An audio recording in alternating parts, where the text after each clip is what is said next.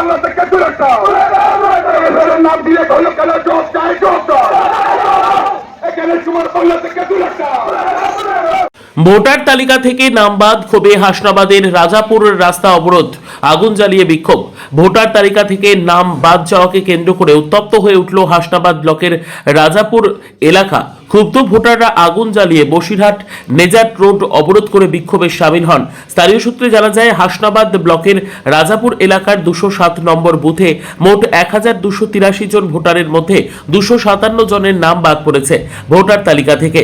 এই ঘটনায় চরম ক্ষোভ ছড়ায় এলাকায়। অভিযোগ, নাম বাদ যাওয়া ভোটাররা, বিচারাধীন ভোটাররা এবং গ্রামের সাধারণ মানুষ একাধিকবার বিএলও, ইআরও সহ নির্বাচন দপ্তরের আধিকারিকদের সঙ্গে যোগাযোগ করেন, কিন্তু সমস্যার কোনো সন্তোষজনক সমাধান বা স্পষ্ট উত্তর না পাওয়ায় শেষমেশ তারা রাস্তা অবরোধে নামতে বাধ্য হন।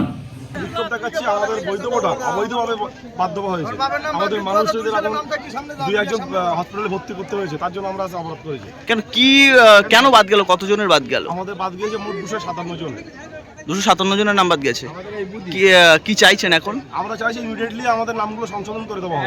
আমাদের সবই বৈধ ভোটার। আপনার নাম? আপনার নাম? মোহাম্মদ আরিফুল্লাহ ঢালি।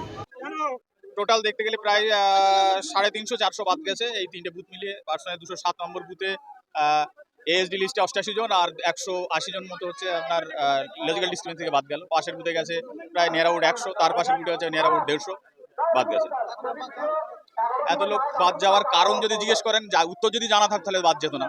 আমি যতটুকু বলতে পারি, আমি বিএলও, তো আমি যেটাভাবে কাজ করেছি, তো আমার উত্তর এটাই হবে যে এটা হয়তো কোনো রকম উদ্দেশ্য প্রণোদিতভাবে দেওয়া হয়েছে। কারণ যে সমস্ত ডকুমেন্টস পেপারস দেওয়া হয়েছে, পাসপোর্ট বাদ দেওয়া হয়েছে, যেখানে নির্বাচন কমিশন বলছেন 13টা অ্যানেক্স ডকুমেন্টসের ভিতরে একটা ডকুমেন্ট দিলে সে পার হয়ে যাবে। সেই ব্যক্তি পাসপোর্ট দিয়েছে, কিন্তু আমার এলাকায় পাসপোর্ট হোল্ডার প্রায় 10 থেকে 12 জন পাসপোর্ট দেওয়ার পরে বাদ। মাধ্যমিকের কাগজ দিয়েছে, সার্টিফিকেট দিয়েছে, বাদ। 54 বছর বয়স, তৎকালীন আমলের গ্রাজুয়েশন সার্টিফিকেট দিয়েছে, সেও বাদ। এইবারে আপনারাই মিডিয়ার বন্ধুদের কাছে আমার প্রশ্ন থাকলো, নির্বাচন কমিশনের কাছে আমার প্রশ্ন থাকলো, কেন বাদ গেল তারা? সেই উত্তরটা তারাই একদম বিক্ষোভ। মানুষ কোথায় যায়? মানুষ বারংবার তাদের লিগাল পেপার দেখানোর পরেও, প্রথমে ঢোকানো হলো ঠিক থাকার পরে এলডিতে ঢোকানো, লজিক্যাল ডিসক্রিমিনেন্সিতে, তারপর হিয়ারিংয়ে ডাকালো, তারা হিয়ারিংয়ে গেল, হিয়ারিংয়ের পরে তাদেরকে আন্ডার অ্যাডজুডিকেশনে দেওয়া হলো লিগাল পেপার থাকার পরেও। তারপরেও যখন বাদ গেল তখন তারাও দরবার করলো, সেখানে করার পরে তাদের কাছে কোনো উত্তর নেই। বলো লিগাল পেপার থাকার পর আমার বাদটা কেন গেল, তার কোনো উত্তর নেই। মানুষ কোথায় যাবে এখন? মানুষ এটাই চাইছে যে আমাকে বাদ দেওয়া হলো কেন, তার রিজন দেওয়া হোক। আমার ভ্যালিড ডকুমেন্টস থাকার পরেও কেন আমি বাদ গেলাম? কারণ এর সঙ্গে একটা জুড়ে আছে বিশেষ করে বিজেপির নেতৃত্ব বা আমি বিশেষ রাজনৈতিক দলের নেতৃত্ব। তারা থেকে অন্যভাবে কথাটা বলছেন যে এখন অনুপ্রবেশকারীদের পাঠিয়ে দেন।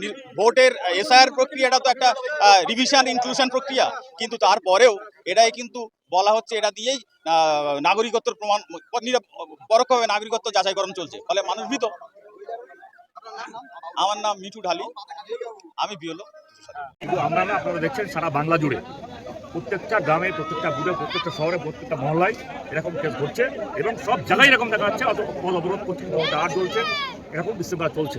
আমরা একটাই বার্তা দিতে চাই যে সেন্ট্রালে যে সরকার আছে, বাংলা সরকারকে চাপার জন্য এবং উৎখাত করার জন্য তাদের যে পরিকল্পনা, কখনো এসআইআর বিভিন্নভাবে মানুষকে হেনস্থা করে, মানুষকে ভোট ওইখান থেকে পার করে তাদের ইচ্ছামতো তাকে ভোট বাক্সে ফেলা, এইটা আমরা কখনোই মানতে পারছি না। বাংলা তথা বিভিন্ন শহর গ্রাম অঞ্চলের মানুষ এটা মানতে পারছে না। তাই আজকে আপনাদের এখানে কতজন বাদ গেছে? দেখুন, আমি এক্সাক্টলি জানি না, বিএলও বলবেন। 257 জন বাদ গিয়েছে।